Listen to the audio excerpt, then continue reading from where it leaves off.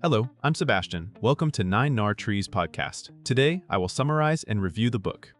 Offshore, Stealth Wealth and the New Colonialism by Brooke Harrington is a compact, investigative look at how the modern offshore system protects and multiplies private fortunes while weakening public life. Drawing on Harrington's long-running research into wealth management and the professionals who serve the ultra-rich, the book explains how secrecy jurisdictions, trusts, shell companies, and specialized advisors create a parallel financial world with its own rules. Rather than treating offshore finance as a niche topic or a set of exotic islands, Harrington frames it as an infrastructure that reaches into major economies and everyday politics. The argument connects private wealth defense to public consequences, fewer resources for schools and infrastructure, reduced trust in institutions, and a widening gap between ordinary taxpayers and those able to opt out. Written for general readers, the book aims to clarify both the mechanics and the moral stakes of stealth wealth in an era of rising inequality and globalized money. I will give you key takeaways from this book. Firstly, what offshore really means, an architecture of secrecy. Harrington treats offshore not as a place, but as a system, a set of legal tools, financial intermediaries, and jurisdictions designed to separate wealth from scrutiny. The core idea is that secrecy is engineered through layers. A client may use a trust, a foundation, or a company whose ownership is hard to trace, spread across multiple locations with different disclosure rules. This fragmentation makes it difficult for tax authorities, courts, journalists, and even business partners to see who ultimately controls assets. The book clarifies why this system persists. Jurisdictions compete for fees and deposits. Professionals earn lucrative margins for constructing compliant structures, and political influence often shields the system from deep reform. Offshore also blurs lines between avoidance and evasion, because the same tools that can be used legally can also be used to hide wrongdoing. Harrington emphasizes how routine and normalized this infrastructure has become, not limited to billionaires or criminals, but embedded in mainstream finance. Understanding offshore as an architecture helps readers see why single-country solutions struggle and why transparency, registries, and international cooperation are central to any meaningful change. Secondly, the wealth managers and fixers who keep the system running, a major focus is the human layer, the lawyers, accountants, bankers, and trust professionals who design and maintain offshore structures. Harrington highlights how these advisors translate a client's goals into technical legal forms, selecting jurisdictions, drafting documents, and coordinating compliance across borders. Their work is not merely clerical. They provide strategic guidance on risk, discretion, and asset protection, and they often act as gatekeepers who can enable or deter questionable behavior. The book shows why professional culture matters. Many advisors view themselves as serving clients within the law, yet they operate in an environment where the boundary of legality is constantly tested and where clients may demand maximum secrecy. This creates incentives to find loopholes, exploit mismatches between legal systems, and market products that promise insulation from taxes, creditors, or political instability. Harrington also underscores that the offshore workforce has its own status ladder, training pathways, and norms that reward discretion and loyalty. By centering these professionals, the book explains how offshore finance scales, not through individual ingenuity alone, but through repeatable templates and service industries that package secrecy and jurisdiction shopping for sale. Thirdly, stealth wealth and the new colonialism. Harrington links offshore finance to a modern form of colonial extraction, arguing that secrecy jurisdictions and financial centers function like conduits that pull resources out of countries that need them most. The analogy is not about flags or formal empires, but about power asymmetries. Capital can exit quickly, while ordinary citizens cannot move their tax obligations or political responsibilities. When elites park assets offshore, governments lose revenue and become more dependent on borrowing, austerity, or regressive taxes.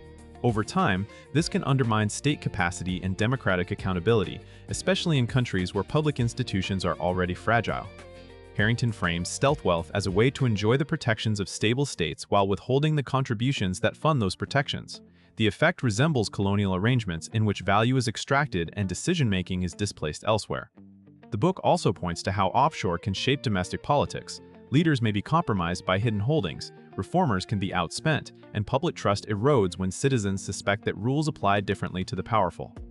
This topic helps readers connect the seemingly technical financial system to the lived realities of inequality, underfunded services, and weakened sovereignty. Fourthly, how offshore harms democracies and everyday taxpayers. Beyond headline scandals, Harrington emphasizes the slow, cumulative damage offshore causes to democratic life. When wealthy individuals and corporations can reduce their tax contributions dramatically, the tax burden shifts toward people who earn wages and cannot relocate income on paper. This can fuel resentment and political polarization, especially when public services deteriorate despite high visible taxes. Offshore secrecy also frustrates law enforcement and anti-corruption efforts. Hidden beneficial ownership can mask conflicts of interest, bribery proceeds, sanctions violations, and self-dealing by officials. Even when activity is technically legal, the opacity reduces accountability and weakens the deterrent effect of public oversight. Harrington also underscores the institutional consequences.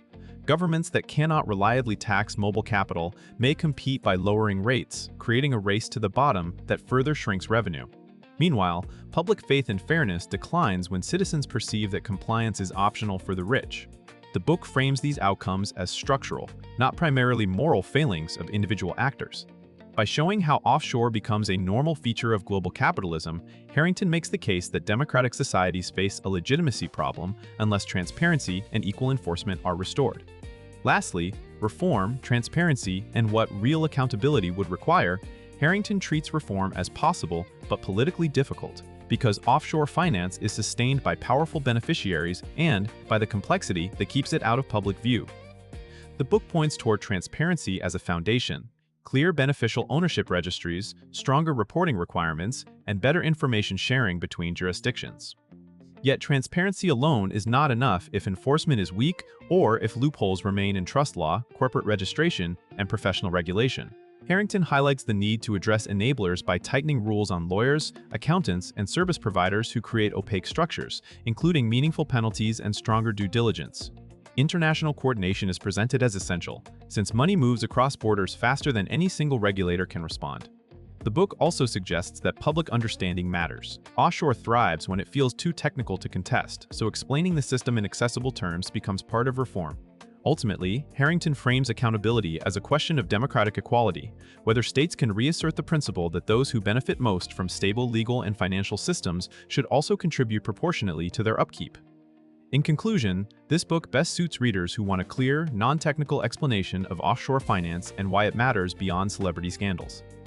Policy-minded citizens, students of political economy, journalists, and professionals in law or finance will gain a structured way to think about secrecy jurisdictions, wealth management, and the incentives that keep the offshore world thriving. The practical benefit is perspective. Harrington helps readers connect personal experiences of strained public services, rising inequality, and political distrust to a concrete infrastructure that enables powerful actors to opt out. That understanding can sharpen how a reader evaluates tax debates, anti-corruption proposals, and the credibility of public figures whose finances may be hidden. Compared with similar books that focus mainly on individual leaks or sensational cases, Offshore stands out for emphasizing the service industry and systemic logic behind stealth wealth, making the story legible as an enduring model rather than a series of one-off outrages. Its concise format also makes it easier to absorb and recommend, while still leaving readers with a coherent framework for what accountability and reform would realistically involve. If you would like to support Brooke Harrington, you can buy the book through the Amazon link I've provided in the podcast description. After reading the book, please let me know what you think and share your thoughts. See you around.